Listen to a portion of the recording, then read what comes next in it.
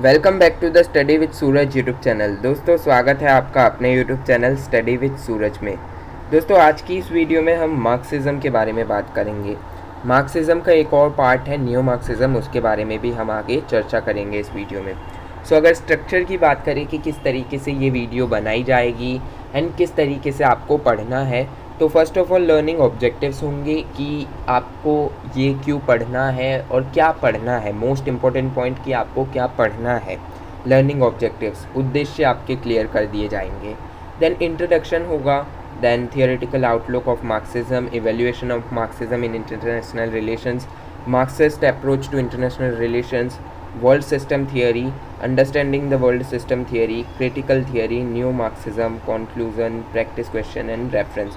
And एक और बात मैं आपको बता दूं कि आप ये वीडियो देखकर सिर्फ 50% ही समझ पाएंगे जब आप स्वयं इस PDF से, जो कि अवेलेबल है SOL की ऑफिशियल साइट्स पर एंड आपको प्रोवाइड भी करवाया जा चुका है हार्ड कॉपी के रूप में, तो जब आप स्वयं पढ़ेंगे तब आपको 50% फर्स्ट रीडिंग जब आप स्वयं करेंगे तो 25% मोर समझ आएगा। मतलब कि कितना हुआ, 75% आपको तब समझ आएगा। और जब आप सेकंड रीडिंग करेंगे, नोट्स आप बना लेंगे, हाईलाइट कर देंगे, तब आप सेकंड रीडिंग करेंगे, देन आपको हो सकता है 100% समझ आ जाए और कई बच्चों को हो सकता है कि 90% ही समझ आए। तो आगे जितनी आप प्रैक्टिस करेंगे उतने अच्छे से आप समझ पाएंगे। तो पहले ही आपको क्लियर कर दूं कि ये वीडियो सिर्फ आपको 50% ही समझ आए उस तरीके से बनाई जाएगी, जिससे कि आप क्या है, सेल्फ स्टडी सबसे ज़्यादा इम्पॉर्टेंट रोल प्ले करती है एक स्टूडेंट के लाइफ में। हम आपके कॉन्सेप्ट्स जो है वो क्लियर कर सकते हैं, जैसे कि मार्क्सिज्म का मतलब क्या है, इंटरनेशनल रिलेशंस का मतलब क्या है, न्यू मार्क्सिज्म का मतलब क्या है। इन कॉन्सेप्ट्स को मैं डेफिनेटली क्लियर कर दूंगा, लेकिन अब उनको आप डीप डिटेल में पढ़ेंगे तब आपके जो अच्छी अंडरस्टैंडिंग है वो डेवलप होगी। आपके लिए जो डिफ़िकल्ट कॉन्सेप्ट्स हैं उनको हम सरल भाषा में यहाँ पर समझा देंगे, लेकिन आपको एक बार सेल्फ रीडिंग करनी ही होगी। ओके, सो लर्निंग ऑब्जेक्टिव्स की अगर हम बात करें या चर्चा करें तो यहाँ पर 4 पॉइंट्स आपको समझने ही होंगे और इस वीडियो में ये चारों पॉइंट बहुत अच्छे से कवर करवा दिए गए हैं। पहला तो ये है कि मार्क्सिस्ट अप्रोच क्या है IR को लेकर, देन न्यू मार्क्सिज्म का क्या मतलब है। उसके बाद जो थर्ड मोस्ट इम्पॉर्टेंट पॉइंट है वो है द वर्ल्ड सिस्टम थियोरी, और उसके बाद एक और थियोरी है जिसे क्रिटिकल थियोरी कहा जाता है। इन चारों पॉइंट को बहुत अच्छे से समझाने की कोशिश की गई है और जब आप इस वीडियो को देखेंगे तो डेफिनेटली ये चारों पॉइंट बहुत अच्छे से क्लियर हो जाएंगे आपके माइंड में। और वर्ल्ड सिस्टम थियोरी से रिलेटेड क्वेश्चन पूछे जाते हैं। वर्ल्ड सिस्टम थियोरी से रिलेटेड जब क्वेश्चन पूछे जाते हैं तो ऐसा नहीं पूछा जाता है कि वर्ल्ड सिस्टम थियोरी को एक्सप्लेन कीजिए या फिर इनके जो मोस्ट इम्पॉर्टेंट प्रोपोनेंट्स है या स्कॉलर्स है उनके बारे में बताइए। यहाँ पर पूछा जाता है कि core, periphery and semi periphery में क्या डिफरेंसेस है और इनके जो स्कॉलर्स है उनका क्या कहना है इनके बारे में। तो क्वेश्चंस जो है घुमा के पूछे जाते हैं, तो आपको भी कहीं ना कहीं ज़्यादा मेहनत करनी पड़ेगी। तो देखिएगा, SOL में एडमिशन लेना बहुत इजी है, लेकिन SOL में पास करना, जो एग्ज़ाम को क्लियर करना, वो थोड़ा डिफ़िकल्ट हो जाता है। क्यों डिफ़िकल्ट हो जाता है? क्योंकि स्टूडेंट्स सोचते हैं कि बिना पढ़े ही इधर उधर से नकल मारकर या फिर किसी यूट्यूबर की वीडियो देखकर डेफिनेटली हम पास हो जाएंगे। तो आई वुड लाइक टू से सॉरी, क्योंकि आप एक दिन में वीडियो, हमारा माइंड क्या है, साइकोलॉजी समझिए माइंड की। माइंड हमें कहता है कि हमें सब कुछ आता है, लेकिन जब हम रियलिटी में एग्ज़ाम, जो हमारे सामने क्वेश्चन पेपर होता है और हम जब आंसर लिखने के लिए बैठते हैं तो हमारा माइंड कहता है भाई तुझे तो कुछ नहीं आता था, मैंने तो बेवकूफ़ बनाया था, क्योंकि मैं इंस्टाग्राम में रील्स देखना चाहता था ना कि बुक्स पढ़ना चाहता था। और फिर हमारा माइंड हमारे साथ गेम खेलता है और फिर हमें होता है पछतावा। और 15-15 मिनट में पेपर को देखकर ही, पेपर एग्ज़ामिनर को देखकर घर आ जाते हैं और पता ही होता है कि फ़ेल है। तो उससे बढ़िया ये ज़्यादा से ज़्यादा 1 घंटे की वीडियो है। आप दिन में 5 से 6 घंटे मोबाइल फ़ोन यूज़ करते हैं जिसमें यूट्यूब, इंस्टाग्राम चलाते हैं, तो 1 घंटे के वीडियोस देख लीजिएगा डेली, थोड़े बहुत कॉन्सेप्ट समझ आ जाएंगे।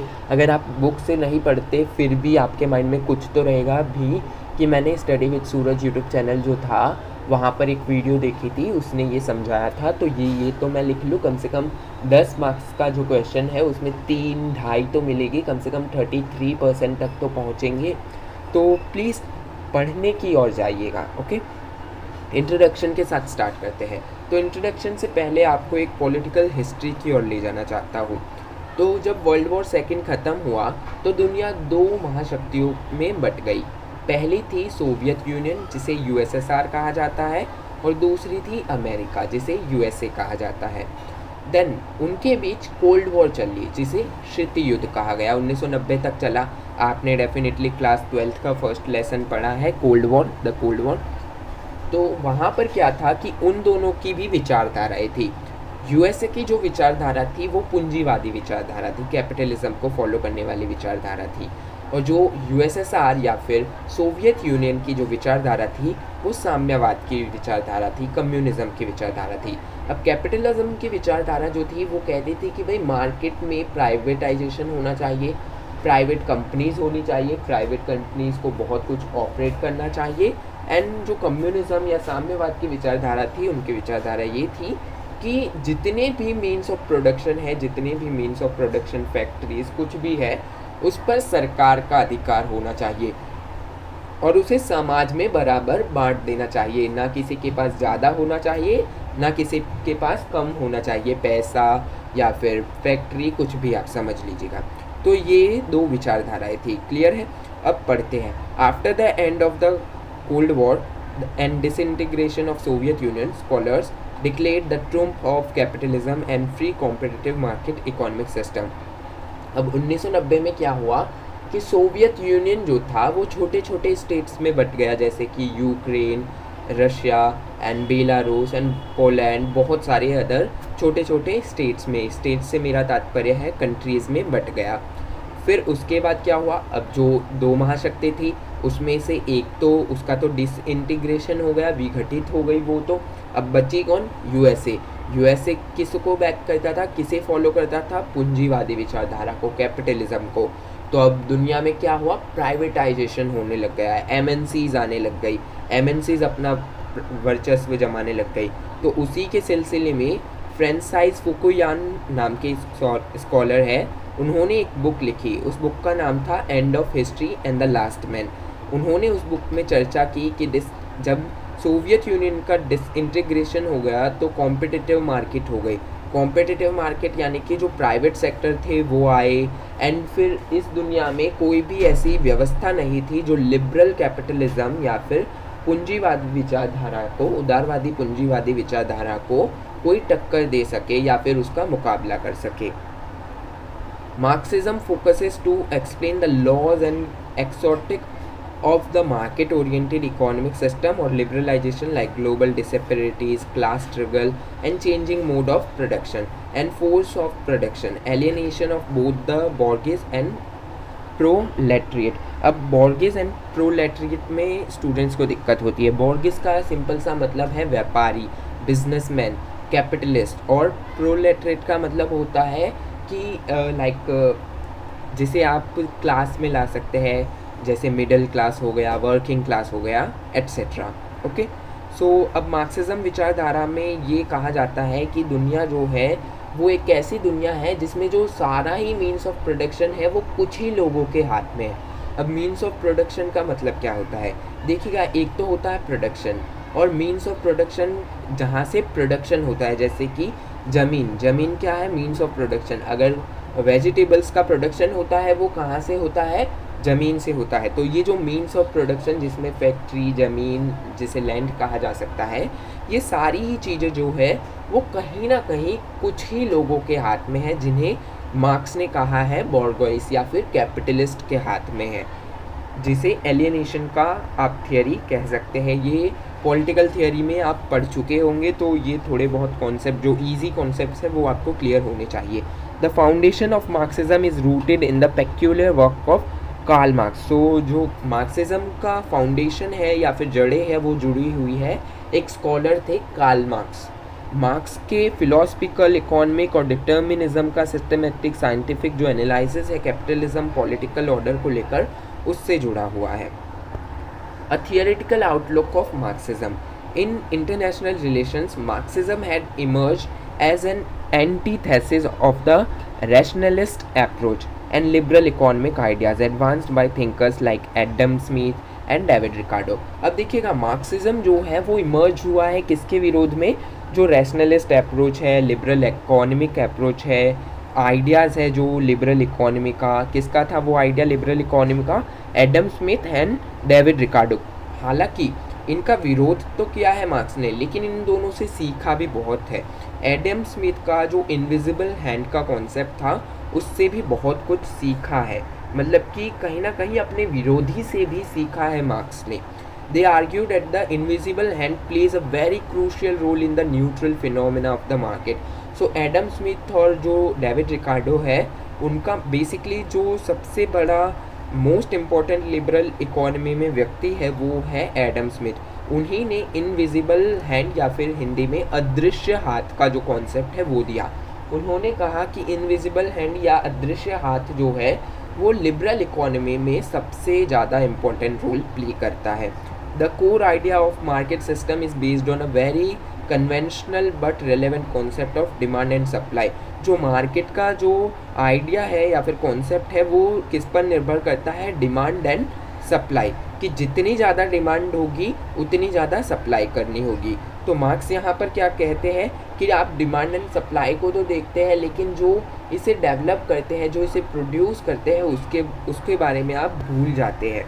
In the competitive market economic system there is a clear relation between producer and consumer, कि भाई जो बड़ी बड़ी फैक्ट्रियाँ हैं, जो प्रोड्यूसर है उनके और कंज्यूमर के बीच बहुत अच्छे रिलेशन बनते हैं इकोनॉमिक मार्केट में, कॉम्पिटिटिव इकोनॉमिक मार्केट में, जो इसे सेल करते हैं और जिससे खरीदते हैं। बायर और सेलर के बीच अच्छे रिलेशंस होते हैं, लेकिन उन मजदूरों का क्या जो उन्हें बनाते हैं, वो तो अपने जो कार्य करते हैं उससे उसका एक बहुत छोटा हिस्सा जो कि बहुत ही कम मात्रा में दिया जाता है वो लेना पड़ता है उन्हें, बल्कि सारा ही मेहनत जो है प्रोडक्शन का वो मजदूरों का होता है, वर्किंग क्लास का होता है। तो मार्क्स कहते हैं कि वर्किंग क्लास को उनका हक बराबर मात्रा में मिलना चाहिए। Marxist scholar challenges the liberal economic perspective which is based on the exploitation of marginalized section on or the haves not. They vehemently argued that in the ongoing capitalist mode of production the market forces are dominated by the bourgeois and the control demand and supply for their own profit. अब Marxist जो है वो कहते हैं कि जो liberal economy है उसमें मजदूरों का बहुत ही शोषण होता है। शोषण इन द सेंस कि उनसे मतलब कि 8 घंटे जो कार्य कराया जाता है तो 8 घंटे की उन्हें सैलरी या फिर मजदूरी नहीं दी जाती, उनका बहुत ही शोषण होता है। मार्क्सिस्ट पहले तो ये कहते हैं, एंड दूसरी बात ये कहते हैं कि जो सारा प्रॉफिट है, मतलब कि समझ लीजिएगा कि 99% जो प्रॉफिट है वो कैपिटलिस्ट या फिर व्यापारी ले जाते हैं, बिजनेसमैन ले जाते हैं, और उसका सिर्फ 1% जो होता है वो 10-15 मजदूरों को बांटा जाता है। सो जो व्यापारी है, बॉर्गिस है, वो डेफिनेटली किसके लिए कार्य करते हैं, प्रॉफिट के लिए। और मार्क्सिज्म का मानना है कि प्रॉफिट नहीं होना चाहिए यहाँ पर किसी का, यहाँ पर सभी को बराबर बांट लेना चाहिए हिस्सा, चाहे वो लेबर है या फिर व्यापारी है। The equal distribution of economic resources, इनका मानना है मार्क्सिज्म का। The markets become a place for the exploitation of workers by setting the values of goods and services and reducing the cost of wages of laborers who produce those goods and services. अब यहाँ पर Marxist विचारधारा को मानने वाले जो scholars है या फिर मार्क्स है वो कहते हैं कि जो लिबरल इकोनॉमिक या फिर फ्री मार्केट जो है वो सो कॉल्ड फ्री मार्केट एक एक्सप्लॉयटेशन, एक शोषण का जरिया बन जाता है मजदूरों का। कैसे? क्योंकि मजदूरों से बहुत ही काम करवाया जाता है, बहुत ही मुश्किल कार्य फैक्ट्रियों में करवाया जाता है, बहुत वजन उठाया जाता है, और उसमें से उन्हें जितना काम करता है उसे उतना प्रॉफिट या फिर उतना मजदूरी नहीं दिया जाता, बल्कि सारा ही जो प्रॉफिट है वो कौन ले जाता है, कैपिटलिस्ट ले जाता है, एक बिजनेसमैन ले जाता है। तो इसलिए उन्होंने कहा कि जो ये ओपन मार्केट है या फिर फ्री मार्केट है वो एक जरिया है मजदूरों का शोषण करने का। According to marks, if the control of economic resources is vested in the hands of private individuals, then it will result in economic inequalities and exploitation of the workers, for example in the private sectors. So marks कहते हैं कि अगर सारा ही means of production जो है एक किसी private individual, private व्यक्ति के हाथों दे दिया जाएगा तो वो अपना फ़ायदा देखेगा और मजदूरों का एक्सप्लॉयटेशन, शोषण करेगा, उनसे 12-12, 15-15 घंटे कार्य करवाएगा और उतना वो मतलब कि जो सैलरी है या फिर मजदूरी है वो मजदूरों को देगा भी नहीं, मार्क्स ये कहते हैं. Marxist theory of international relations emphasizes that the state and its apparatus it is a means of exploitation of the proletariat.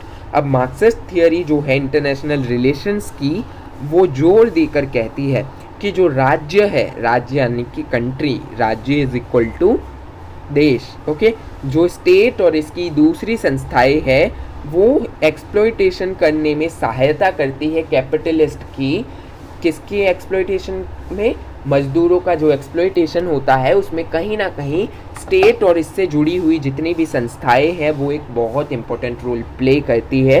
Working class का जितना भी एक्सप्लॉयटेशन होता है उसमें कहीं ना कहीं स्टेट का हाथ है. इसीलिए therefore marks viewed that the state as an instrument of exploitation of the poor and downtrodden masses and also a puppet in the hands of affluent and dominant class of the country. तो इसीलिए marks जो है वो मानते हैं कि जो state है और इसके जो संस्थाएं हैं, स्टेट के द्वारा जो चलाई जाने वाली संस्थाएं हैं, वो एक कठपुतली है कैपिटलिस्ट के हाथों की.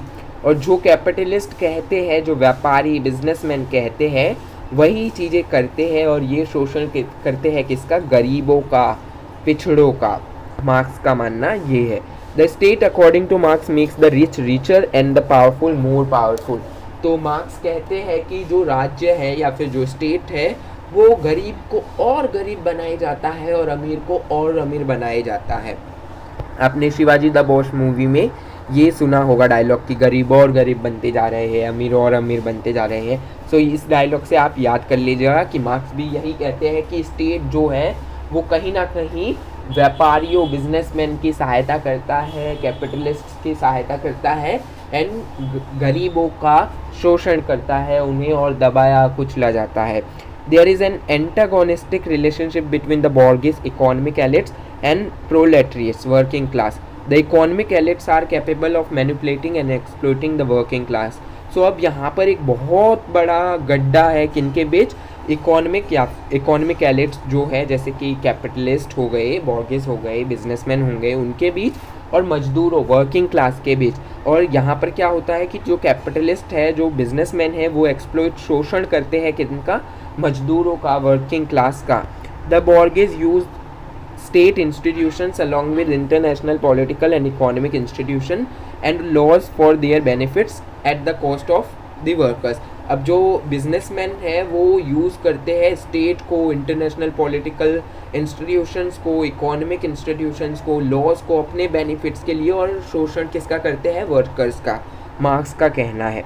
Consequently Marxist have criticise the international financial regime. So कहीं ना कहीं मार्क्सिस्ट जो है उन्होंने बहुत कड़ा विरोध किया है. आपने हमेशा सुना होगा वर्ल्ड ट्रेड ऑर्गेनाइजेशन WTO का, IMF का, international monetary fund, world bank WB जिसे कहते हैं. और मार्क्सिस्ट कहते हैं कि ये प्रमोट करते हैं लिबरलाइजेशन को, प्राइवेटाइजेशन को, ग्लोबलाइजेशन को, ये संस्थाएं. The Marxist believe that multinational corporation MNCs can easily produce goods and services where the human rights of workers are deplorable. मतलब कि ये जो MNCs है वो अपना प्रॉफिट तो देख रहे हैं, लेकिन जो मजदूर है वो कितनी डेप्लोरेबल कंडीशन में कार्य करते हैं वो नहीं देखते. उनके वो सिर्फ अपना प्रॉफिट देखते हैं लेकिन मजदूरों का शोषण करते हैं. Cheap labour and exploitation of worker, कि भाई ये जो MNC है उन्हें सस्ते सस्ते लेबर मिल जाते हैं लेकिन वो मजदूरों को वो सुविधाएं प्रोवाइड नहीं करवाते जो उन्हें होनी चाहिए. तो exploitation in working hours and cheap labour. Then the Marxist sees colonialism as historical important phenomena as the idea of private property was pushed and justified in the society around the globe. So Marxist जो है वो कहते हैं कि जो privatisation का, capitalisation का जो सबसे बड़ा कारण है वो क्या है, कोलोनियलिज्म, कि इन्होंने कोलोनियलिज्म अलग अलग कंट्रीज़ को, जो डेवलपिंग या अंडर डेवलप्ड कंट्रीज़ थी, उनको अपनी कॉलोनी बनाया और अपना जो प्राइवेटाइजेशन का आइडिया था, जो कैपिटलिज्म का जो आइडिया था, वो उन कंट्रीज़ पर भी थोप दिया गया. Then the 19th century in the Western Europe region is quite confounding. The trust on capitalism further stripped to those areas which were in the periphery and which were non-capitalist countries. तो 19वीं शताब्दी में क्या हुआ western European region में कि जहाँ पर कैपिटलिज्म फैला नहीं था वहाँ पर भी फैलना स्टार्ट हो गया, कि जो कंट्रीज़ पेरीफेरी में आती थी, नॉन कैपिटलिस्ट थी, वो कंट्रीज़ भी कैपिटलिस्ट बनती गई. मार्क्स एंड एंगल्स, इन दो प्रोमिनेंट पर्सनैलिटीज़ को आपको याद रखना है कि भाई Marx and Engels argument the theory of imperialism attempts to link the dynamics of international politics to the changing nature of capital accumulation. कि भाई जो इम्पीरियलिज्म की आइडियोलॉजी थी उसने कहीं ना कहीं जो कैपिटलिज्म का एक्यूमुलेशन था, मतलब कि धन का जो जमावड़ा था, वो करना स्टार्ट किया था. कि देखिएगा इन्होंने क्या किया था, अगर ब्रिटिशर्स ने इंडिया को एक कॉलोनी बनाया था तो उन्होंने भारत से जो धन था, जो पैसे थे, भारत को सोने की चिड़िया कहा जाता था, तो इन्होंने लूट लूट कर भारत को कहीं ना कहीं एक गरीब कंट्री बना दिया. और अब अगर अभी देखा जाए तो क्या है, अब भारत कहीं ना कहीं ब्रिटेन से आगे निकल रहा है. Hence, the Marxist theory in the international relation is not merely about the exploitation of the people by the state and non-state actors, but it is also about people's struggle against the exploitation to free themselves from the bondage. अब यहाँ पर marks क्या कहते हैं कि जो Marxist theory है, Marxist scholar कहते हैं कि मार्क्सिस्ट थियरी सिर्फ ये नहीं बताती कि कैपिटलिस्ट जो है वो गरीबों का शोषण करते हैं और गरीब हमेशा शोषित वर्ग ही रहा है एट्सेट्रा. ये भी कहते हैं कि एक दौर ऐसा आएगा कि अगर आप प्राचीन काल में देखिए तो जो प्रोडक्शन मीन्स थी वो सभी के बीच बराबर बांटी जाती थी. फिर उसके बाद फ्यूडलिज्म आया जिसमें राजा होता था, राजा बांटा करता था. फिर उसके बाद कैपिटलिज्म आया और अब मार्क्सिस्ट कहते हैं कि कैपिटलिज्म के बाद एक ऐसा दौर आएगा जिसमें मजदूरों का शासन होगा, मजदूर अपना जो हक है वो बराबर बांटेंगे. और यही बात ये आगे फिर बताते हैं कि मार्केट जो है वो ख़त्म हो जाएगी एंड मजदूर ही प्रोड्यूस करेंगे, मजदूर ही सेल करेंगे, मजदूर ही बेचेंगे, खरीदेंगे और मजदूर ही उसे आपस में बांटेंगे. तो ये जो स्ट्रगल है, क्लास स्ट्रगल, वो ख़त्म हो जाएगा. वो एक ऐसा विरोध करेंगे जिसमें सारे ही कैपिटलिस्ट है, जो है मजदूर ज़्यादा है, कैपिटलिस्ट कम है, तो कैपिटलिस्ट को भगा दिया जाएगा. इनका ऐसा भी मानना है.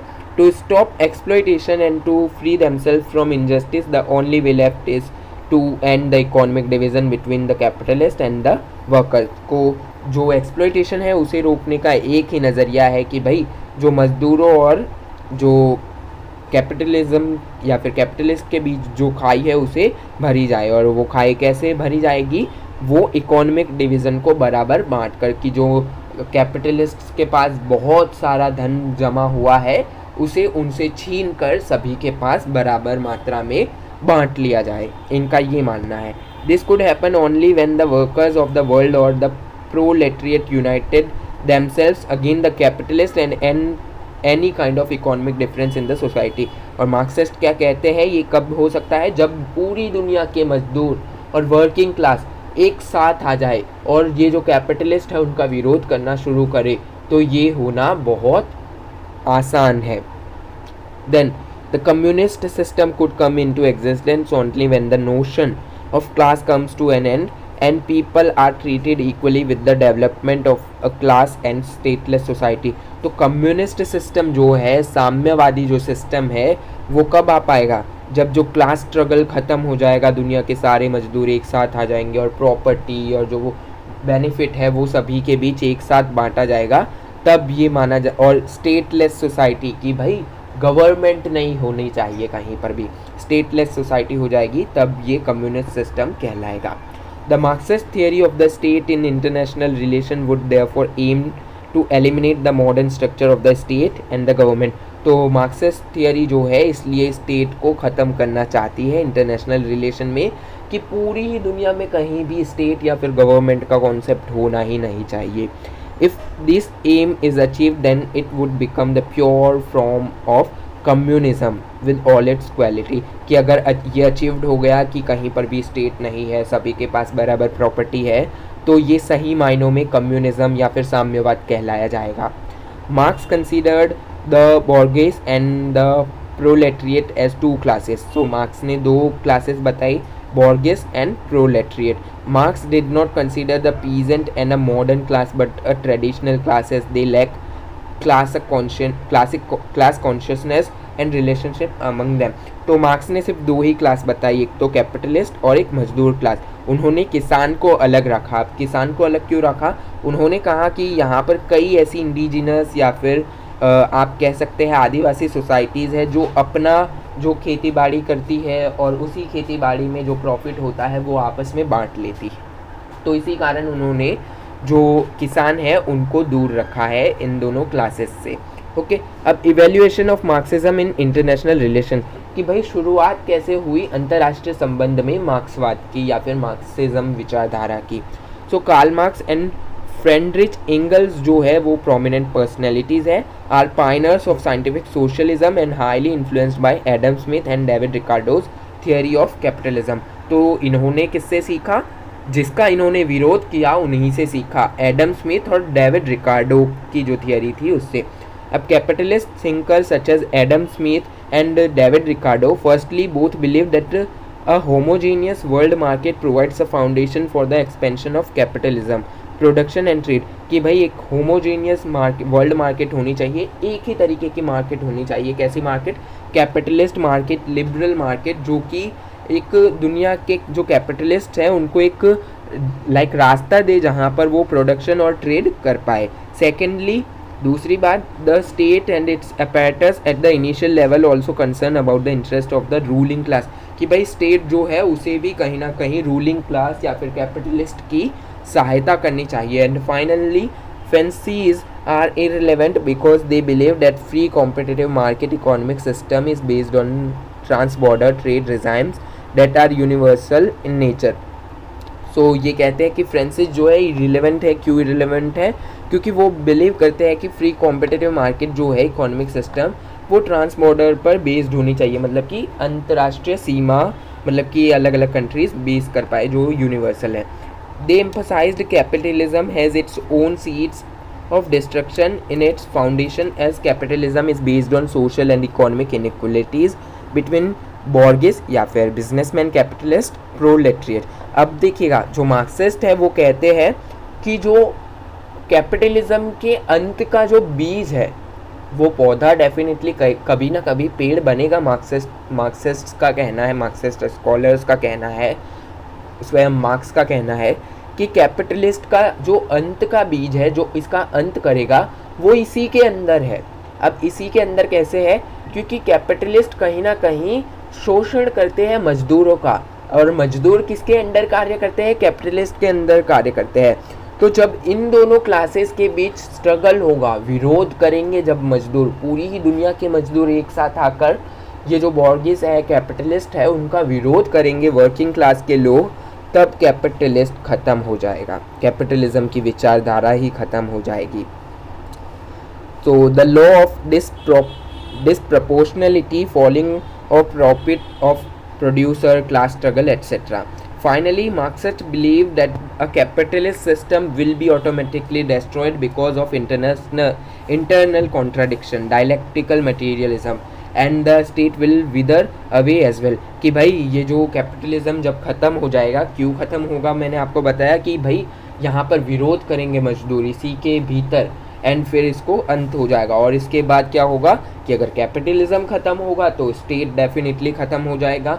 मार्क्सिस्ट अप्रोच है कि भाई स्टेट जो है वो सपोर्ट करता है किसको? कैपिटलिज्म को, और कैपिटलिस्ट ने ही मिलकर स्टेट और गवर्नमेंट बनाई है। तो अगर कैपिटलिज्म ही ख़त्म हो जाएगा तो स्टेट किस काम का? स्टेट भी ऑटोमेटिकली ख़त्म हो जाएगा। और दुनिया कैसी बन जाएगी कि भाई जितना भी प्रॉफिट होता है वो बराबर बराबर सभी में बांट लिया जाएगा। A.G. Frank talks about center periphery model, dependency theory, and Immanuel Wallstein exposed the hegemony and dominance of the developed world on trade सो देखिएगा एजी फ्रैंक जो है वो कहीं ना कहीं सेंटर के बारे में बात करते हैं कि पेरीफेरी मॉडल क्या है, डिपेंडेंसी थियरी क्या है, एंड जो Immanuel Wallerstein world system theory इन्होंने ही दी है वो बात करते हैं hegemony, dominance and developed world की इंटरनेशनल ट्रेड में। The new Marxist points out that internationally capitalism would cause undue conflict because of imperialism in entrenched in inadequate domestic demand. So अब जो लाइक आप पढ़ते ही आ रहे हैं बहुत देर से कि भाई मार्क्सिस्ट जो है वो कहीं ना कहीं पॉइंट आउट करते ही आ रहे हैं कि कैपिटलिज्म नष्ट होना है। अब यहाँ पर आपके सामने एक नया टर्म आया है, वो है न्यू मार्क्सिस्ट। अब न्यू मार्क्सिस्ट जो है वो क्या कह रहे हैं, वो पॉइंट आउट कर रहे हैं इंटरनेशनल एस्पेक्ट्स में वो पॉइंट आउट कर रहे हैं कि इंटरनेशनली कैपिटलिज्म ख़त्म हो जाएगा। क्यों? क्योंकि यहाँ पर अनड्यू कॉन्फ्लिक्ट होगी इंपीरियलिज्म के बीच और कैपिटलिज्म के बीच। मजदूर जो विरोध करेंगे फिर ये सहन नहीं कर पाएगा। Hence capitalism is forced to search outlets abroad and if necessary the cause of force is allowed. कि अब कैपिटलिज्म को एक कंट्रीज को छोड़ के दूसरी कंट्री भागना पड़ रहा है, अगर आप देखें तो, कि कहीं ना कहीं विरोध हो रहा है। अब देखिएगा दो तरीके के स्कॉलर्स हैं मार्क्सिज्म में। पहले जो है वो है रिफॉर्मिस्ट ग्रुप जिन्होंने बदलाव लाना चाहा, रिफॉर्म करना चाहा। दूसरे है रेवोल्यूशनरी जिन्होंने रेवोल्यूशन चाहे किसी भी प्रकार से लाइक विरोध किया, प्रदर्शन किया, प्रोटेस्ट किया उसके जरिए। सो रिफॉर्मिस्ट में आते हैं Karl Kautsky and Joseph Schumpeter. Then revolutionist में आते हैं रोसा लक्समबर्ग, एनाई बुखरिन एंड लेनिन। अब लेनिन जो है वो यूएसएसआर में एक प्रोमिनेंट पर्सनैलिटी थी। आपने जब कोल्ड वॉर पढ़ा होगा तो एम.के. स्टालिन एंड लेनिन के बारे में डेफिनेटली पढ़ा होगा। जो फ्रेंच रेवोल्यूशन हुआ 1917 में उसका फादर कहा जाता है लेनिन को। ओके, तो लेनिन्स इन illustrious work imperialism as the highest stage of capitalism। ये आप लिख लीजिएगा क्योंकि जो MCQs आपके स्टार्ट होने हैं, असेसमेंट स्टार्ट होनी है, इन्हीं क्वेश्चंस को पूछा जाएगा कि लेनिन का वर्क क्या है। imperialism as the highest stage of capitalism was published in 1916 की कब पब्लिश की गई थी। Lenin in his book Lenin pointed out that imperialism is an unavoidable consequence of capitalism। कि भाई लेनिन का मानना था कि इम्पीरियलिज्म एक ऐसा कॉन्सिक्वेंस है, एक ऐसी स्थिति है जिसे हम अवॉइड नहीं कर सकते कैपिटलिज्म की। Lenin emphasized that the unequal distribution of wealth, the limitation of resources and the market would give rise to economic tension at the global level. Lenin का मानना था कि ये जो अनइक्वल डिस्ट्रीब्यूशन, असमांतर जो बांटा जा रहा है धन को, कि कुछ ही अमीर लोगों के पास बहुत सारा धन है, गरीब लोगों के पास कुछ भी नहीं है, तो कहीं ना कहीं एक अनस्टेबल इकोनॉमिक टेंशन बन जाएगी जो दुनिया को खतरे में डाल देगी। लेनिन का ये मानना था। Marxist approach to international relations. अब इंटरनेशनल रिलेशन में मार्क्सिस्ट अप्रोच के बारे में हम चर्चा करते हैं। Unlike realism and liberalism, Marxist believe in a social world that should be analysed in totality.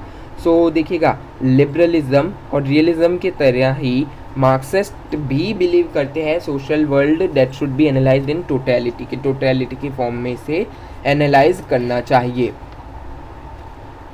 अब while famous realist scholar Kenneth end voltage, सो केनेथ एंड वोल्टेज को हमने पिछली वीडियो में पढ़ा है, जो रियलिज्म के बारे में जब हमने पढ़ा, तो वो कंसीडर करते हैं Marxism as a second image, कि रियलिज्म के बाद एक सेकेंड इमेज जो आती है वो है Marxism of international relation, because Marxist believe that if a socialist regime comes into existence it is suffices to prevent struggle among the states, कि स्ट्रगल जो चलता रहता है स्टेट के बीच वो ख़त्म किया जा सकता है अगर सोशलिस्ट जो रिजाइम है वो पावर में आती है।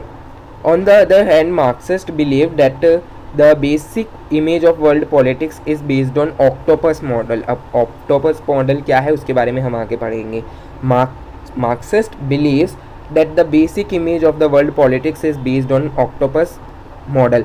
ये आप लिख भी लीजिएगा, बेटर रहेगा कि भाई मार्क्सिस्ट क्या बिलीव करते हैं, MCQ बन सकता है, किस मॉडल पर बेस्ड है world politics. Capitalist super power captured the entire world system, कि कि कैपिटलिस्ट सुपर पावर है उसने पूरे ही वर्ल्ड के सिस्टम को कैप्चर जकड़ रखा है ऑक्टोपस के तरीके से।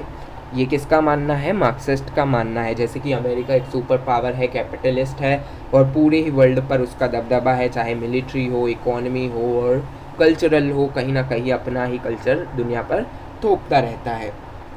देन इसके इन्होंने 4 जो मेन पॉइंट है वो बताए हैं, जिनको हम डिटेल में पढ़ेंगे। वर्ल्ड सिस्टम थियोरी और क्रिटिकल थियोरी, ये तो हमें डेफिनेटली बहुत अच्छे से समझना है, बहुत अच्छे से पढ़ना है।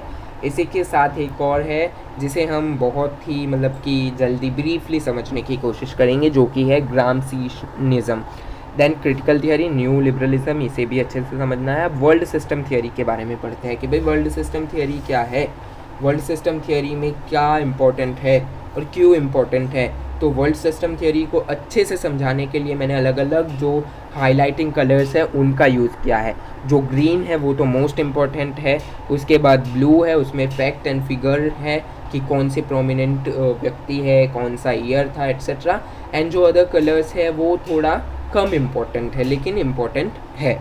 Marx's legacy of the social theory lies in his analysis of capitalism and its contradictions. Contemporary time witness a relevant world system theory. So ये world system theory कब चल रही है? Contemporary, वर्तमान के जो दुनिया है वहाँ पर। It was developed by Emanuel Wallstein in 1970s. किसके द्वारा डेवलप की गई थी? Emanuel Wallstein के द्वारा कब की गई थी? 1970 में।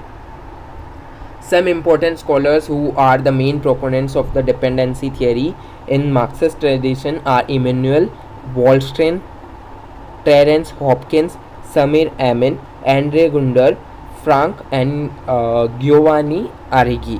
So इन स्कॉलर्स के नाम आप ज़रूर लिखिएगा कि डिपेंडेंसी थियरी ऑफ मार्क्सिस्ट में जो मोस्ट इम्पॉर्टेंट प्रोमिनेंट्स है ट्रेडिशन के, मार्क्सिस्ट ट्रेडिशन के डिपेंडेंसी थियरी की, तो कौन से है उनका आप लिख लीजिएगा।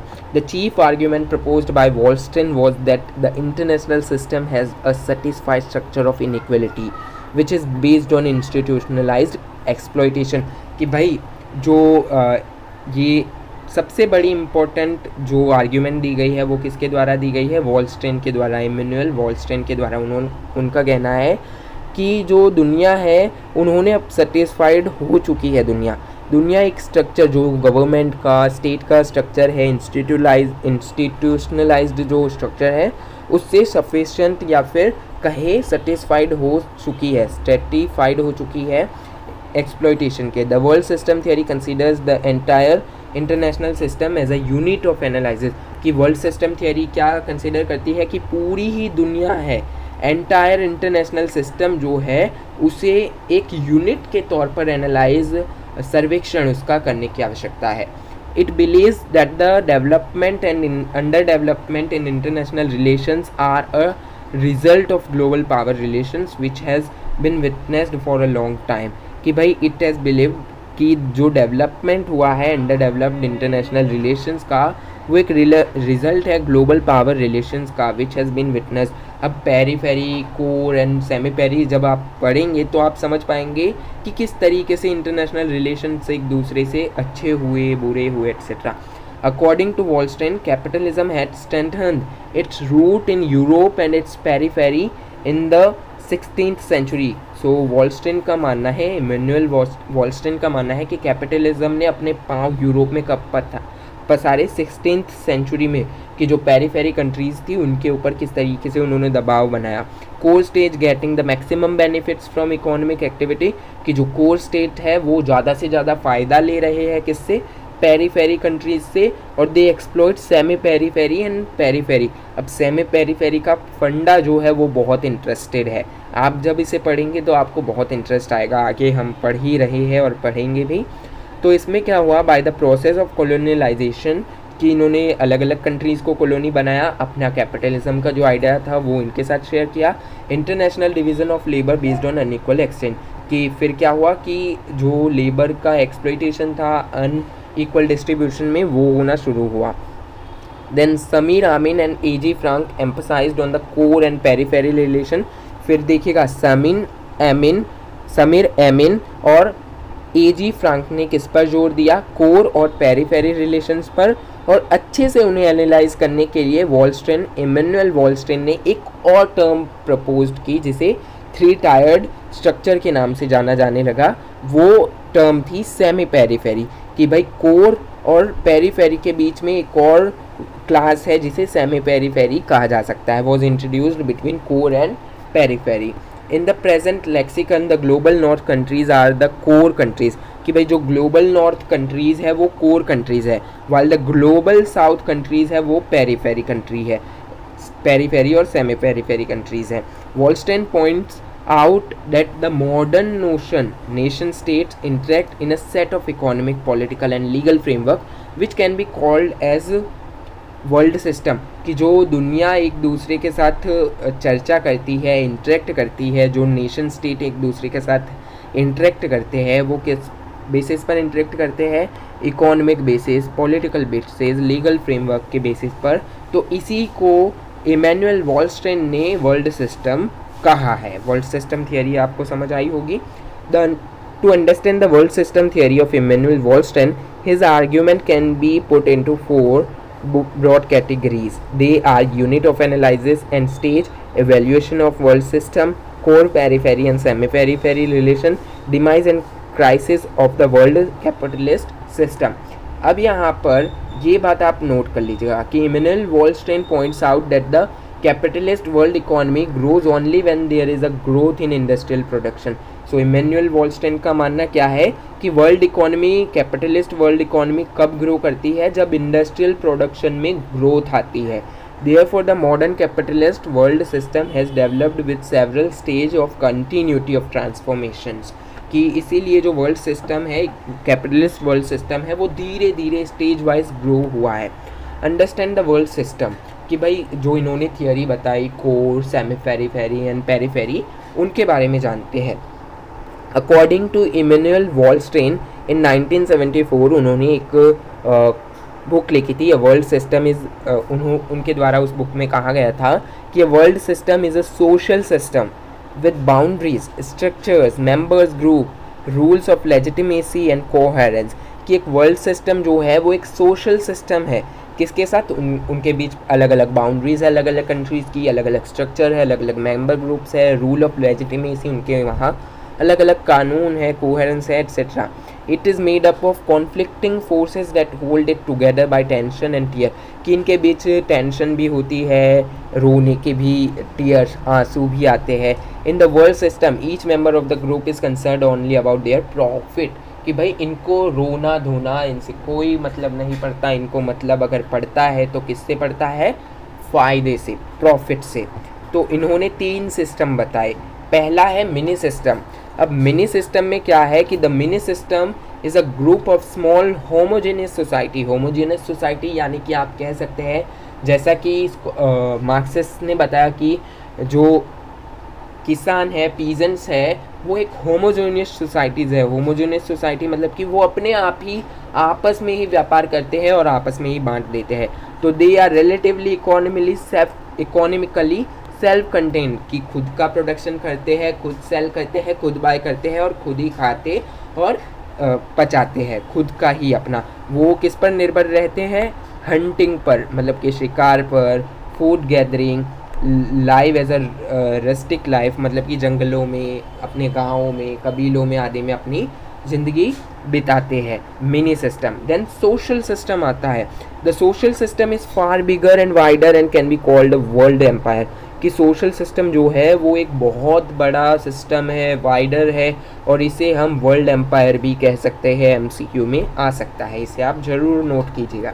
In the social system the surplus goods and services are extracted from the external sector of economy, कि भाई बाहर से लाया भी जाता है और ले जाया भी जाता है जो गुड्स ऑफ प्रोडक्शन है।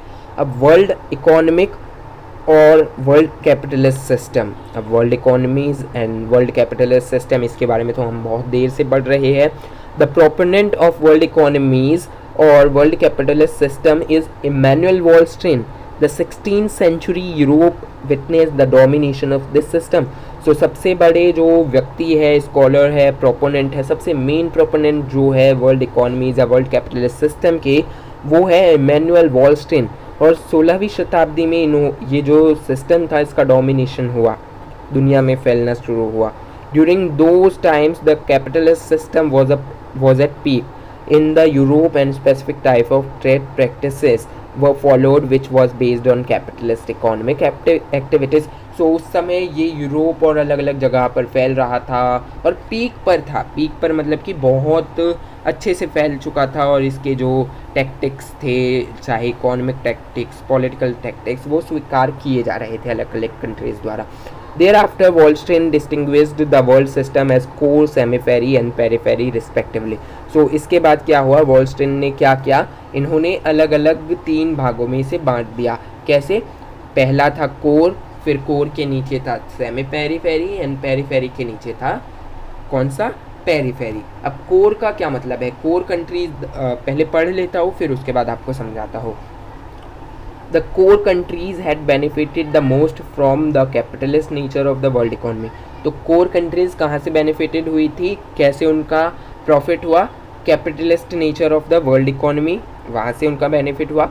Countries existing in the northwest part of Europe are considered at the core countries, कि जो countries north west parts of the Europe में रहती थी या फिर अभी लोकेटेड है, उन्हें कोर कंट्रीज़ की धारणा दी गई। और according to Wallerstein the chief characteristics of the core countries are presence of democratic design. अब चीफ कैरेक्टरिस्टिक्स या फिर विशेषताएं क्या है कोर कंट्रीज़ की, कि भाई वहाँ पर डेमोक्रेटिक लोकतांत्रिक सरकारें हैं, कंपैरेटिवली हाई परचेसिंग पावर है कि वहाँ के लोगों के पास पैसा है। Then import of raw material, कि भाई वो इम्पोर्ट करते हैं। दूसरी जो पेरीफेरी या सेमी पेरी कंट्रीज़ है वहाँ से इम्पोर्ट करते हैं कच्चे माल को, रॉ मटेरियल को। Then and the subsequent export of the manufactured finished good, वो क्या करते हैं, गरीब कंट्रीज से रॉ मटेरियल लाते हैं, उनकी कंपनियां बड़े बड़े नेम है उनकी कंपनी के, यूएस पोलो अब जो कॉटन है वो इंडिया से ख़रीदती है और दूसरी गरीब कंट्रीज से ख़रीदती है, उस कॉटन के कपड़े बनाती है, और वो बने हुए कपड़े कहाँ जाते हैं, periphery and semi periphery countries में, और वो बहुत बड़ी मात्रा में, मतलब कि बहुत ज़्यादा पैसों में बिकते हैं। सस्ते दामों पर रॉ मटेरियल ख़रीदा, उसे बनाया, देन उसे दोबारा बेचा फिनिश्ड गुड के रूप में। The core countries have stable and strong government, कि उनकी स्ट्रॉन्ग गवर्नमेंट है, स्थिर गवर्नमेंट है। Eight the centre which is assisted by professional bureaucracy, कि भाई जो अच्छे से जानते हैं प्रोफेशनल ब्यूरोक्रेसी को, ब्यूरोक्रेसी आप जानते हैं, और आर्मी से वो एडवाइस लेती है गवर्नमेंट। फिर बात आती है पेरीफेरी की, दो state which do not have a strong government at the centre and weak, submissive and easily influenced or controlled by the other states largely come in the category of periphery states। फिर ऐसे states जिनको कहीं ना कहीं बाहरी ताकत की सहायता पड़ती है, कि भाई उनके वहाँ अगर कुछ होता है तो उन्हें लोन लेनी पड़ेगी, सेल्फ सफिशिएंट नहीं है, गवर्नमेंट स्टेबल नहीं है, एट्सेट्रा, तो ये कौन से स्टेट कहलाए जाएंगे, periphery states. The chief characteristics, विशेषताएं अगर बताई जाए पेरीफेरी स्टेट की, तो periphery states are that they export raw materials to those states which are in the core. तो जो पेरीफेरी स्टेट्स है वो एक्सपोर्ट करते हैं, मतलब कि उनके वहाँ जो रॉ मटेरियल कच्चा माल है वो बाहर भेजते हैं, और वही बाहर से जब बनकर तैयार होकर आता है तो यहाँ पर बिकता है बड़े बड़े दामों में। पेरीफेरी के बारे में समझ गए होंगे। अब सेमी पेरीफेरी के बारे में पढ़ते हैं। सेमी पेरीफेरी का मतलब क्या है, सेमी पेरीफेरी स्टेट्स और the area are those countries which are generally the declining core और periphery states that had attempt to improve their relative conditions and status in the global economic system। अब periphery जो semi periphery system है वो क्या है, या फिर कौन से कंट्रीज़ है, वो ऐसी कंट्रीज़ है जिन्होंने पेरीफेरी से अपना जो कद है वो एक कदम ऊंचा कर दिया है, लेकिन कोर से तो नीचा है। ओके, वो सेमी पेरीफेरी स्टेट्स है। द चीफ कैरेक्टरिस्टिक्स, अगर चीफ विशेषताएँ, सबसे महत्वपूर्ण विशेषताओं के बारे में बात करें सेमी पेरीफेरी स्टेट्स की, तो is that the it is witness the tension between the government and the centre, कि इनके जो गवर्नमेंट है वो अनस्टेबल है, मतलब कि कहीं ना कोई समस्याएं आती रहती हैं। The dominant local landed communities, कभी कभी जो कैपिटलिस्ट है, जो प्रभुत्वशाली लोग हैं जिनके पास पैसे है, वो भी अपना हस्तक्षेप, अपना इंटरेक्ट करते हैं गवर्नमेंट के साथ। The semi periphery states maintain only limited access to international banking, की वो अपने जो इंटरनेशनल बैंकिंग है उसे लिमिटेड कर दिया है. The semi periphery states marks an intermediate position in which they are being exploited by the core and at the same time they exploit the periphery. अब देखिएगा, कोर जो है वो पेरीफेरी और सेमी पेरीफेरी और पेरीफेरी दोनों को exploit करता है. अब जो सेमी पेरीफेरी है वो पेरीफेरी स्टेट्स को एक्सप्लॉइट करती है, मतलब ये इसके द्वारा एक्सप्लॉइट हो रही है और ये इसके द्वारा. आप समझ चुके होंगे. According to Wallerstein, the world capitalist system is a dynamic system that keeps on changing over time. तो वॉलस्टेन, इमैनुअल वॉलस्टेन का मानना है कि वर्ल्ड सिस्टम जो है, वर्ल्ड कैपिटलिस्ट सिस्टम है, उसका तो नेचर ही चेंज होना है कि समय के अनुसार बदलता रहता है. Despite this the basic feature remain constant on. One of the most important feature is the countries of northwestern Europe are the chief beneficiaries. कि पेरीफेरी और सेमी पेरीफेरी को हटा दे तो एक जो निष्कर्ष निकल कर आता है अंत में वो है कि नॉर्थ वेस्टर्न यूरोप कंट्रीज़ है वो सबसे ज़्यादा प्रॉफिट को अपने साथ ले जाती है. The core regions benefits at the expense of the periphery region, in which the core nation derive tremendous high profit in the international trade, where the manufactured goods are exchanged for raw materials from the periphery or the quasi periphery. कि भाई जो core states है वो शोषण करते हैं periphery और semi periphery का और फ़ायदा ले जाते हैं सारा, और उनको तो कुछ देते नहीं है, और फिर जितना भी रॉ मटेरियल है वो भी ले जाते हैं साथ में और बड़ी मात्रा में बड़े दामों में वहाँ पर बेचते हैं. वॉलस्टेन emphasizes that the history of the capitalist world system should be studied and analyzed as it has brought a distort form of development in the world. तो वॉलस्टेन मानते हैं कि जो वर्ल्ड सिस्टम की हिस्ट्री है उसे पढ़ना चाहिए क्योंकि इसने पूरी दुनिया को बदल कर रख दिया है. The capitalist world system has brought economic and social inequalities between different classes and could not bring prosperity to the common masses despite high growth in the world economy. तो इमैनुअल वॉलस्टेन का मानना है कि जो world system है, capitalist world system, उसने economic social inequalities को लाकर खड़ा कर दिया है और जो प्रॉस्पेरिटी थी कॉमन मासेस की वो अब सामने नहीं आ पा रही है. और वर्ल्ड सिस्टम में किसकी ग्रोथ हो रही है? कैपिटलिस्ट की. ग्रामसियनिज्म. एंटोनियो ग्रामसी सबसे ज़्यादा इम्पोर्टेंट जो प्रोपोनेंट है वो है Antonio Gramsci. An Italian Marxist is considered the chief proponent of component of Marxist theory. The chief question analyzed in the Gramscians was that why it has been very difficult to initiate a revolution in the Western European countries. कि भाई एक revolution क्यों नहीं लाया जा सकता. इन्होंने इस क्वेश्चन का आंसर ढूंढने की कोशिश की कि जो डेवलप्ड कंट्री है, वेस्टर्न यूरोपियन कंट्रीज़ है, वहाँ पर एक रेवोल्यूशन क्यों नहीं लाया जा सकता और गरीबों को डेवलप्ड क्यों नहीं बनाया जा सकता. Capitalist maintain their hegemony with two different kinds of structure. तो फिर वो बताते हैं कि क्यों नहीं लाया जा सकता. पहला स्ट्रक्चर है कि structure of legitimacy. According to Gramsci, civil society provides consent and legitimacy to the capitalist exploitation and structure through the process of socialisation, school, religion, church, family, societal value, so on and so forth. So देखिएगा इन countries का प्रभुत्व है अलग अलग countries पर और इन्होंने कहीं ना कहीं अपनी सोशलाइजेशन, स्कूल्स, रिलीजन, चर्च से जोड़कर देखा गया, फैमिली, सोसाइटल वैल्यूज़ को बढ़ा चढ़ा कर बताया गया है. पहला कारण ये है. देन दूसरा कारण स्ट्रक्चर ऑफ कोएशन, कि ये दबाव बनाते हैं अपनी मिलिट्री पावर के कारण, पैसों के कारण, कल्चर के कारण. Gramsci includes the state and its apparatus as a core authority of coercion over the citizen, in whom he include military, police forces and state in itself. कि भाई अगर कोई कंट्री, कोई गरीब कंट्री इन कंट्रीज़ के खिलाफ जाएगी तो ये अपने military power, police power, cultural power, economic power को दिखाएगी और उस कंट्री को नष्ट करने की कोशिश करेगी. तो ये तो सृष्टि का नियम है, जो कमज़ोर होगा उसे दबाया जाएगा. Whenever the structure of legitimacy fails, the group of the capitalist moves towards the structure of coercion. कि जब भी कोई कंट्री इसका विरोध करती है तो ये कहीं ना कहीं उसे दबाव में लाने की कोशिश करते हैं. Gramsci citizens criticises the process of globalisation. Gramsci ने किसे क्रिटिसाइज किया? ग्लोबलाइजेशन का जो प्रोसेस है उसे. Accordingly, capitalist economic forcefully impose the process of globalization to maintain their hegemony over the developing world. तो अकॉर्डिंगली कहीं ना कहीं जो ग्लोबलाइजेशन है उसे मेंटेन करने के लिए इन्होंने हेजेमनी बना ली अपनी। Therefore Gramsci suggest that the proletariat class and the developing world will have to create their intellectual class for counter hegemony. तो ग्राम्सी मानते हैं कि कहीं ना कहीं जो प्रोलेटरिएट यानी कि वर्किंग क्लास है और जो गरीब देश है, जो डेवलपिंग कंट्रीज़ है, उन्हें अपने जो इंटेलेक्चुअल है, इंटेलेक्चुअल का मतलब है समझदार लोग, जो उन्हें काउंटर कर पाए, ऐसे लोगों का होना बहुत ज़रूरी है जो हेजेमनी को काउंटर कर पाए। अब पढ़ते हैं क्रिटिकल थियोरी के बारे में। Critical theory of international relations has originated from the works of Kant, Hegel and Marx. So main proponents की जब बात आती है क्रिटिकल थियोरी के इंटरनेशनल रिलेशनशिप की, तो उसमें 3 व्यक्ति इंपॉर्टेंट गिने जाते हैं, कैंट, इमैनुअल कैंट जिनका पूरा नाम था, then Hegel and Karl Marx. The main aim of critical theory was to analyze the chief features of the present society by studying its historical and social changes and understanding its complications and methods of domination.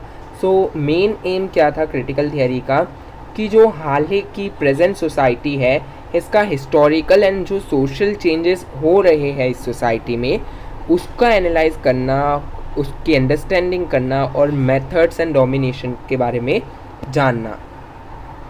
Kant and Marx critically studied the obstruction in the emancipation process along with an imminent tendency towards the rational organization of human.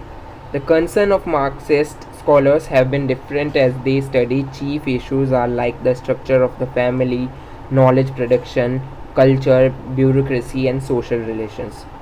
तो देखिएगा Marxist जो theory है या scholars है उन्होंने इसे एक different तरीके से पढ़ा है। अब आप जब सोसाइटी के बारे में पढ़ते हैं, अगर आपने सोशियोलॉजी पढ़ी होगी, तो सोसाइटी में फैमिली क्या है, family is an institution, marriage is an institution. तो इन्होंने इन्हीं सारी इंस्टीट्यूशंस को स्टडी किया, चाहे वो फैमिली हो, नॉलेज प्रोडक्शन हो, कल्चरल ब्यूरोक्रेसी हो या सोशल रिलेशंस हो। The critical theories have shown doubts in proclaiming the contemporary proletariat of society to be eligible for emancipation and transformation of the society as Marx would have wanted. So critical theory ने क्या बताया, doubt कौन से बताए कि जो proclaiming contemporary प्रोलेटरिएट यानी कि वर्किंग क्लास है सोसाइटी, वो एलिजिबल है या नहीं है। तो उन्होंने कहा कि हाँ भाई, ये जो वर्किंग क्लास है वो एलिजिबल है इमेंसिपेशन के लिए, मतलब कि स्वतंत्र होने के लिए, स्वयं को ट्रांसफॉर्म करने के लिए इन्होंने कहीं ना कहीं स्वयं को ट्रांसफॉर्म किया है। Critical theory in the 20th century was associated with people related to the first generation of Frankfurt School like Max Homer, Theodor Adorno and Herbert Marcuse. So critical theory 20th century के Frankfurt school के जो first generation थी उनसे जोड़कर देखा जा सकता है, जिसमें Max Horkheimer, then Theodor Adorno, Herbert Marcuse etcetera important proponents हैं। The first generation believe that the emancipation of the society has to reconcile with nature, कि भाई ये रिकनसाइल होना चाहिए नेचर के साथ। The second generation of critical theory Jurgen. अब second generation की बात आती है तो उसमें है Jurgen Habermas has not only followed the path of Frankfurt school but he had also theorised and developed some new ideas. Habermas has argued that the formation of a better society depends on the nature of communication. So जो Jurgen हर्बरमास है second generation, उन्होंने Frankfurt school के thoughts को तो definitely follow किया, साथ में उन्होंने ये भी कहा कि एक अच्छी सोसाइटी के लिए और जो वर्किंग क्लास है उनके इमेंसिपेशन, उनकी स्वतंत्रता के लिए एक और चीज़ कार्य करती है, वो है कम्युनिकेशन, उनके बीच की कम्युनिकेशन, सोसाइटी में किस तरीके से कम्युनिकेशन होती है। Habermas believes that emancipation in society can be achieved through the advent of radical democracy.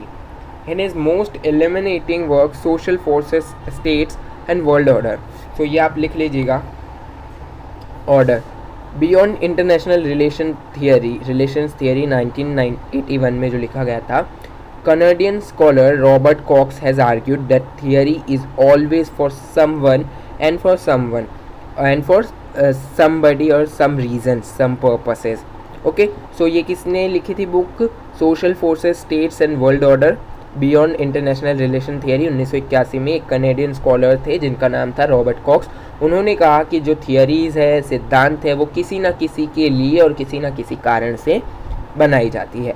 Therefore the process of the theory and theorisation is not a neutral process. इसीलिए जो process होता है थियरी का वो neutral नहीं होता है, ये कहीं ना कहीं किसी न किसी पर जोर देकर बनाया जाता है। अब कैपिटलिज्म थियरी की बात करें तो वो कहीं ना कहीं जोर देता है कैपिटलिज्म पर कि भाई कैपिटलिज्म होना चाहिए। मार्क्सिज्म की बात करें तो वो कहीं ना कहीं विरोध करता है मार्क्सिज्म का।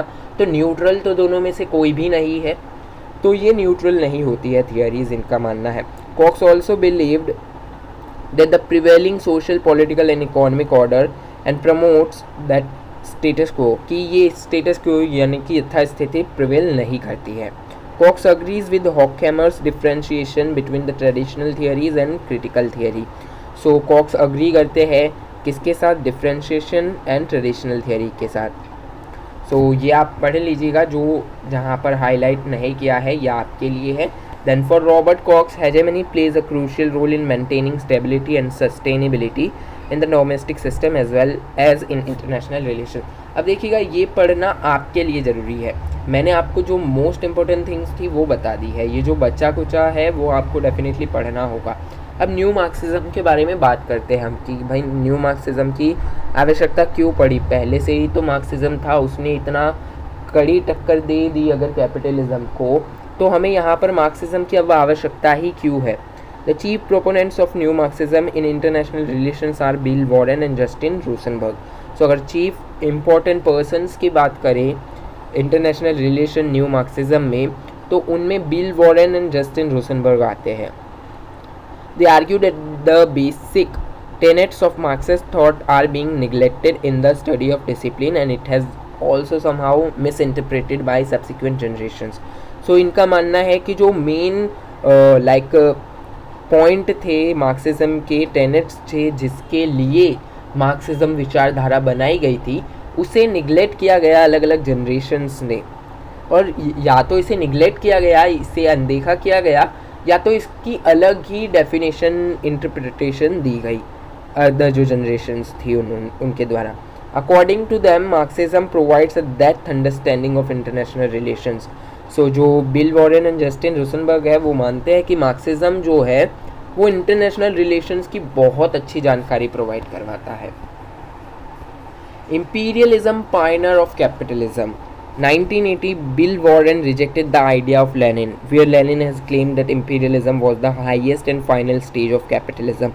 So लेनिन ने अपनी एक पुस्तक में कहा था कि भाई जो कैपिटलिज्म का जो फाइनल स्टेज है वो है इम्पीरियलिज्म, और इसका विरोध लेनिन भी हालांकि एक मार्क्सिस्ट आइडियोलॉजी को फॉलो करने वाले व्यक्ति थे, लेकिन बिल वॉरेन ने अपनी पुस्तक Pioneer of imperialism Pioneer of capitalism जो 1980 में लिखी गई थी उनके द्वारा, उन्होंने लेनिन के इस आइडिया को रिजेक्ट किया कि नहीं भाई, इम्पीरियलिज्म कैपिटलिज्म का फाइनल स्टेज नहीं है। अकॉर्डिंग टू वॉरेन के हिसाब से Lenin had empirically and theoretically failed to understand the relation between imperialism and capitalism. So Warren कहते हैं अपनी बुक में कि लेनिन एम्पिरिकली और थियोरेटिकली फेल हो गए समझने में इम्पीरियलिज्म और कैपिटलिज्म के बीच का रिश्ता।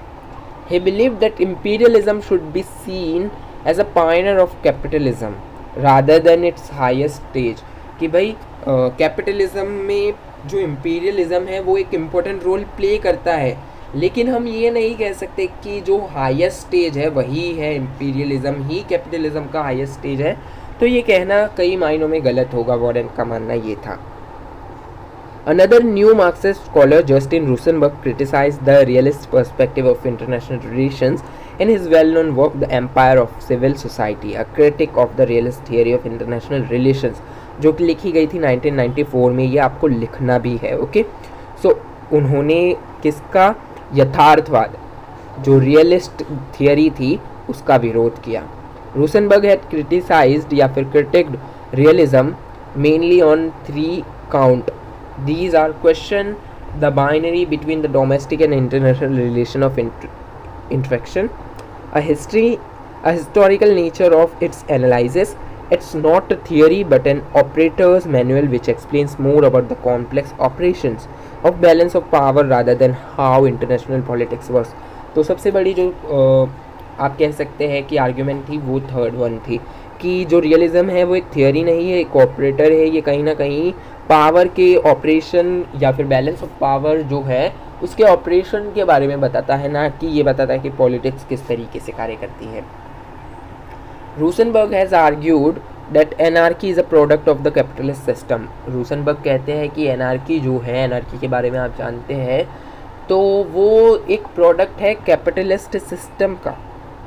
Justin Rosenberg therefore develops Karl Marx work so that he can critique the orthodoxies in international relations and produce an alternative theory. Rosenberg has been successfully in pointing out that the concepts of like sovereignty and the balance of power associated with the realism theory of international relations are not of historical origin.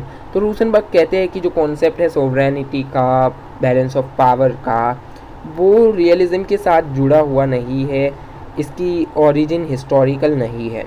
Rosenberg believes that concepts like sovereignty and balance of power emerged with the emergence of the modern state and gained prominence in the international order between 1815 to 1914. तो रूसेनबर्ग का मानना था कि ये जो power of balance है and दूसरा sovereignty है ये ज़्यादा पुराना नहीं है, 1815 से 1914 के बीच ये ज़्यादा फला फुला इमर्ज हुआ।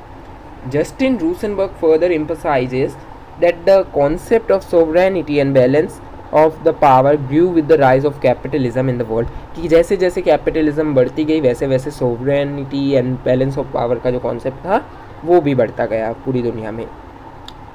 He therefore believes that the concepts like invisible hand and balance of power are important concepts to understand the modern society or capitalist state, कि भाई इनविजिबल हैंड और बैलेंस ऑफ पावर, सोवरेनिटी के जो concepts है वो most important है understanding करने के लिए कि कैपिटलिस्ट स्टेट किस तरीके से कार्य करता है।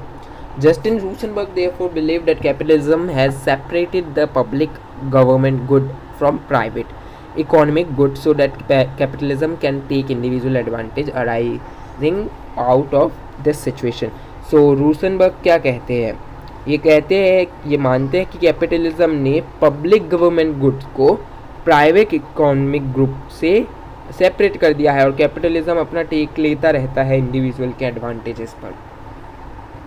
Conclusion, Marxism provides a new vision to understand irrational international relations based on economic determination and historical materialism, कि भाई मार्क्सिज्म एक नई अंडरस्टैंडिंग हमें प्रोवाइड करवाता है इंटरनेशनल रिलेशन में, कि इंटरनेशनल रिलेशंस की अप्रोचेस कैसे क्या क्यों देखती है, economic determination, political, sociological, material, historical etcetera.